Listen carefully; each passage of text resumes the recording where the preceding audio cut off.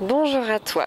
Nous voici à l'étape cruciale entre la fleur et le fruit. On en est au bourgeon de fruit.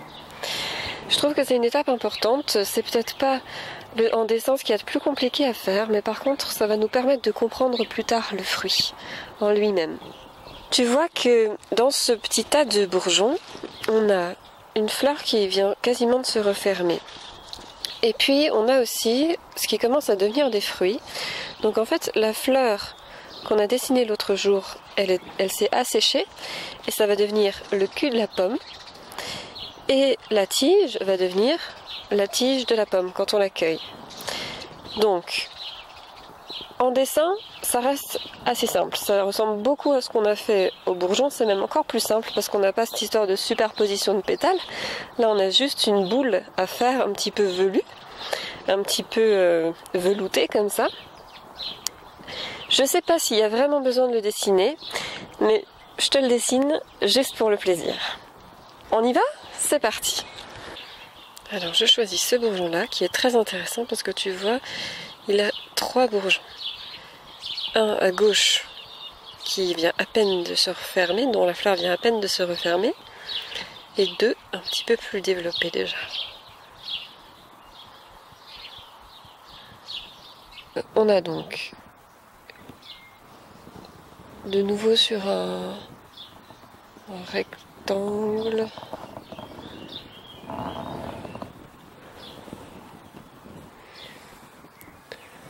Je me trace le cadre de cet amas de feuilles avec les bourgeons.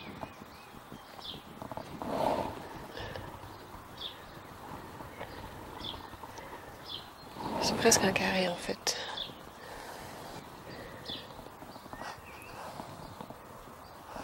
Et puis on a donc au milieu le point central d'où tout part. Les 2 grandes lignes, ça va être les feuilles de côté, la feuille du devant.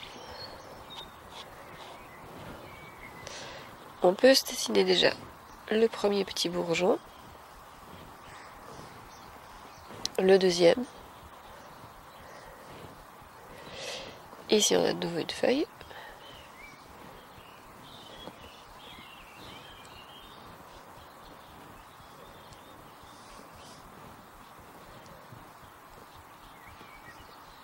Le troisième.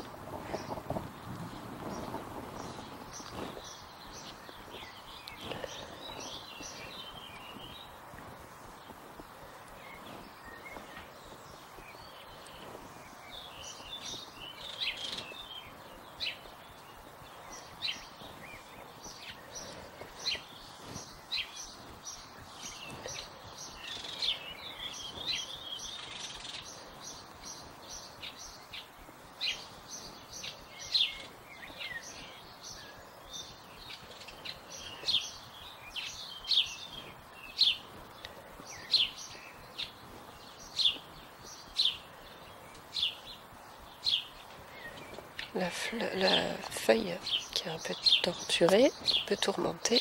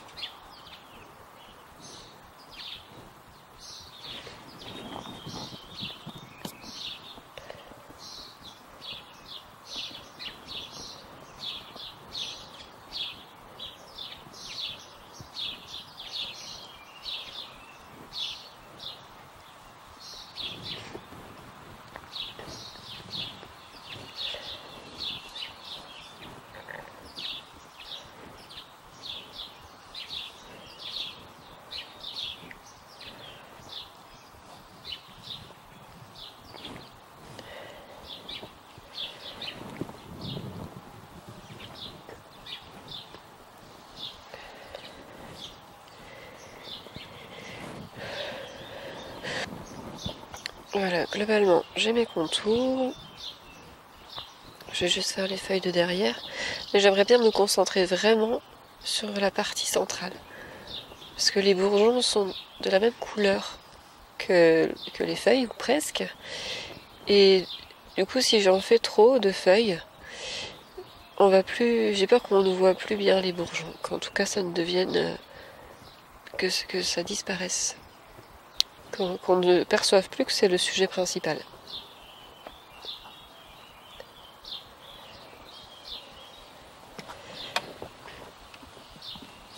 Voilà, j'affine mes contours.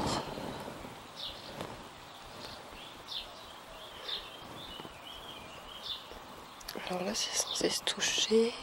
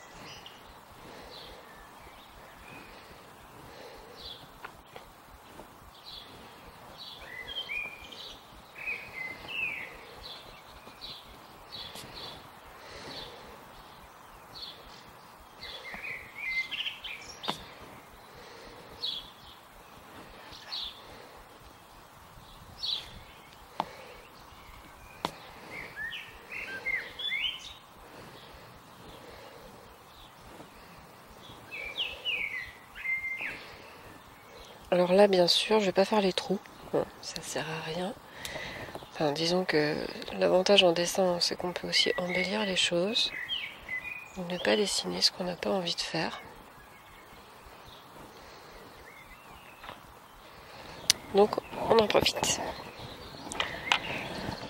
Voilà pour les contours. Maintenant, la mise en couleur.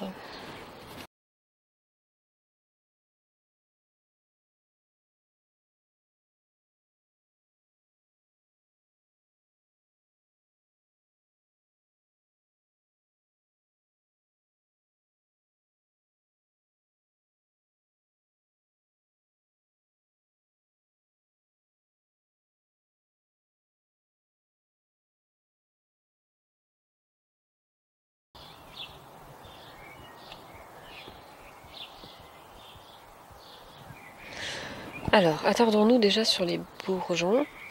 Ils sont veloutés, ces bourgeons.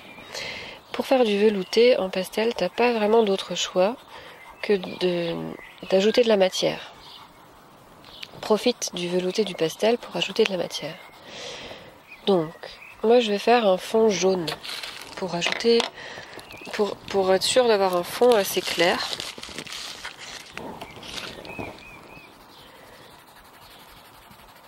Pour avoir comme du doré en arrière-fond, tu vas voir. Ça va plus se voir ensuite, mais ça va être là sous-entendu, sous-jacent.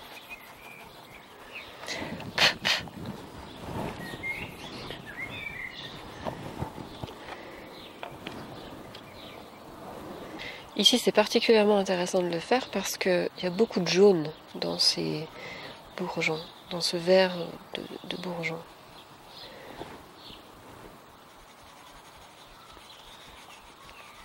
Ensuite, tu vois, je recouvre avec du vert.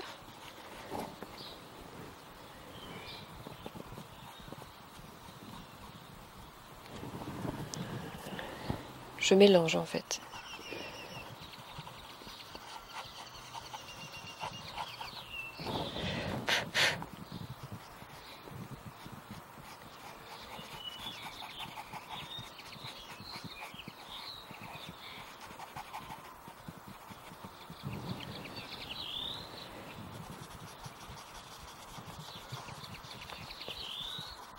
Et je laisse un petit peu de jaune pour qu'on voit bien ce volume sphérique qu'ils ont. Je vais mettre un petit peu plus d'ombrage.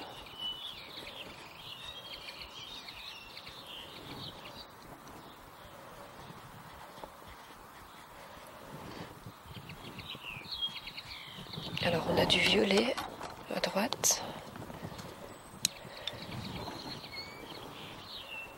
Un petit peu violacé. On va y aller avec parcimonie.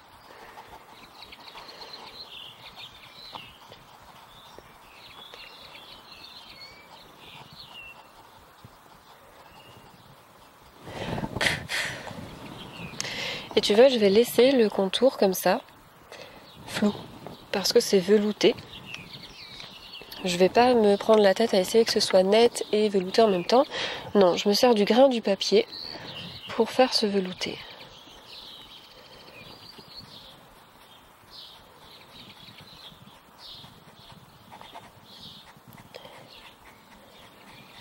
La petite fleur du dessus.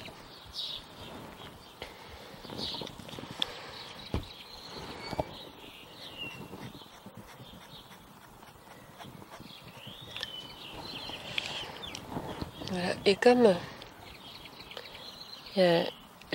les pétales de fleurs sont censés être beaucoup plus clairs, je refais un petit peu au crayon.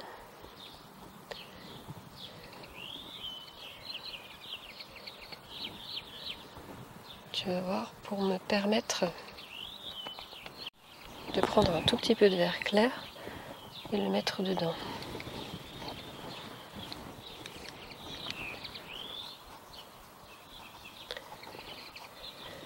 Voilà. Et ensuite, alors on a du beau orange.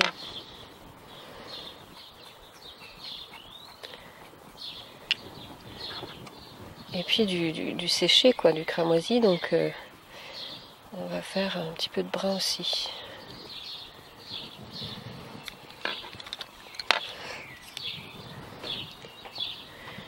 J'équilibre avec le bourgeon du bas, avec l'ombrage pardon du bas.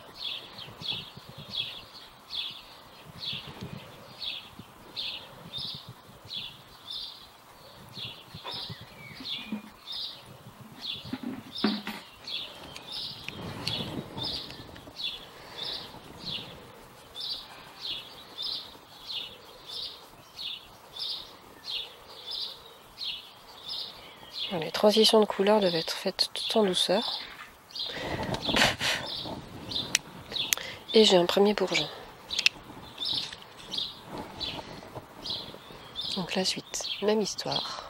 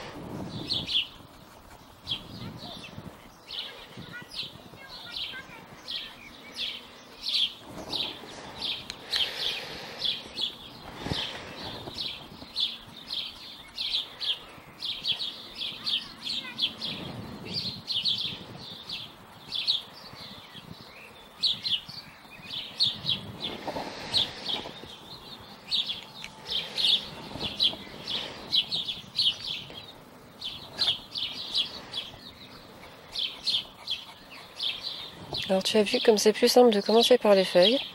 Je commence allègrement par les feuilles, par les anciens pétales de fleurs.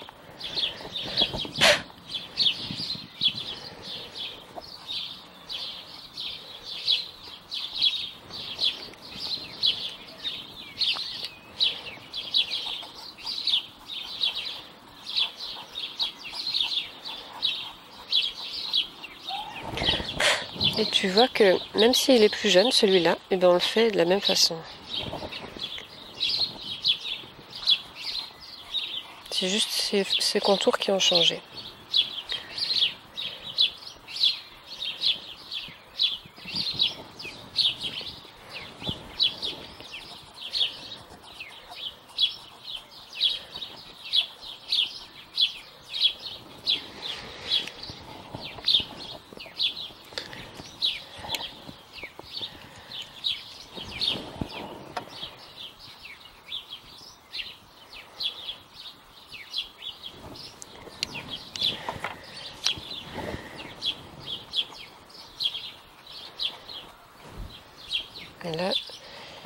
choses qui partent beaucoup plus haut qu'avant, que dans les autres, parce que c'est moins sec. Ça n'a pas atteint le même degré de sécheresse que les autres. Voilà mes 3 bourgeons. Et maintenant, je vais continuer tout simplement avec les feuilles. Donc les feuilles, je vais les faire, je t'ai dit, pas très très appuyées. On va essayer de focaliser vraiment sur la partie centrale.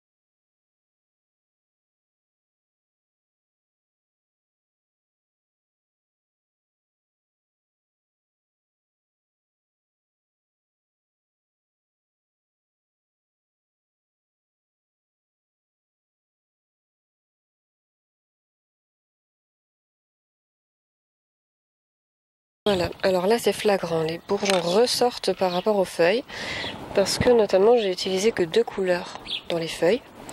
Alors ce qu'on peut faire, si on veut rendre ça un peu moins caricatural, c'est faire un petit peu plus de mélange dans les feuilles. Leur donner un petit peu plus de subtilité.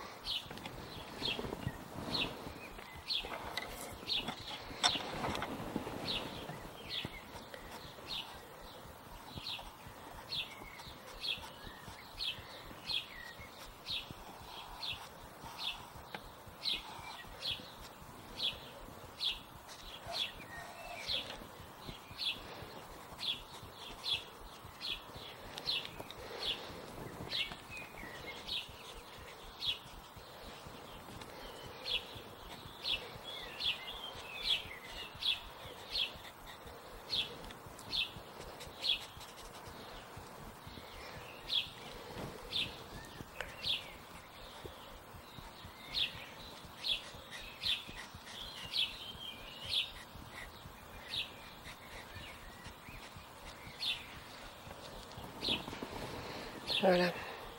Tu vois, les feuilles, là, se lient au bourgeon. On va continuer juste ici.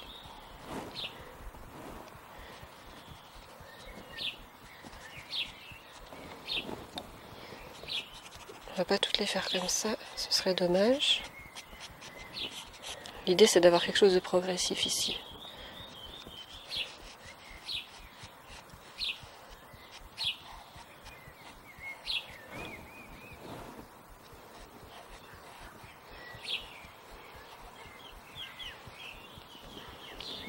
Voilà, et là, hop, ces feuilles-là ressortent.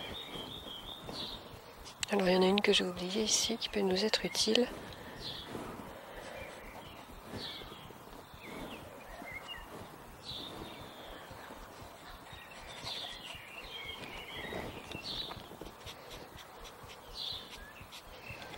Voilà, pour avancer un petit peu par ici aussi. Parce que celle-là est derrière, on ne peut pas trop la détailler.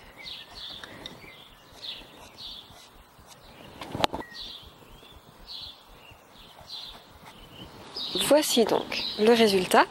À toi d'expérimenter chez toi si tu en as envie.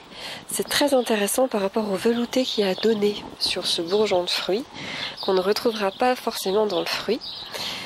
Et on se retrouve très vite, soit via la formation gratuite, soit via les nouvelles vidéos qui vont bientôt sortir. À très vite!